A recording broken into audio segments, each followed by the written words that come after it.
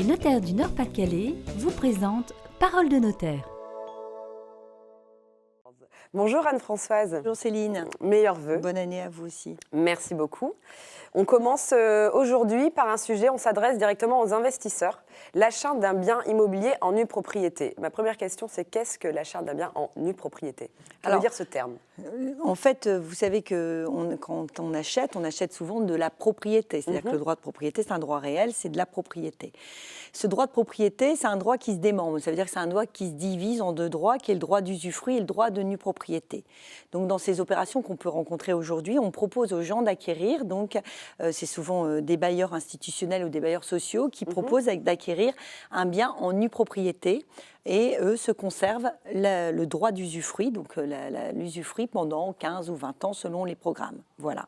Quel est l'avantage d'acheter un bien Les avantages sont divers et variés. Le prix est plus attractif puisqu'en fait, au lieu d'acheter le bien pour sa valeur en pleine propriété, on achète bien sûr la valeur que de la nue propriété.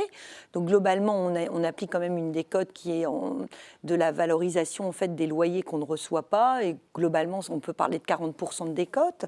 Donc ça permet d'acheter avec un prix attractif. Quand on a un investisseur, pendant cette période, on ne gère pas les locataires, on ne gère pas les travaux d'entretien, on ne paie pas de charges. Alors vous allez me dire, bien sûr, on ne reçoit pas de loyer, certes, mais on s'adresse là aujourd'hui à des investisseurs qui investissent pour d'autres raisons et qui n'ont pas forcément besoin de ces revenus fonciers et qui donc acceptent de se priver d'un revenu locatif. Voilà, l'avantage sera à la fin, au bout de 15 ans, à la fin d'avoir payé justement ce bien en nue propriété. Et en plus ça, pendant ces 15 années, ils n'ont pas à s'occuper de savoir qui vont mettre dedans. Ça reste encore au bailleur qui va être en charge de la location de ce bien. Tout à fait, donc il va gérer pour eux. Donc c'est vrai que pour eux, c'est intéressant parce que, comme je le dis, le prix est attractif, il n'y a pas de problème de gestion.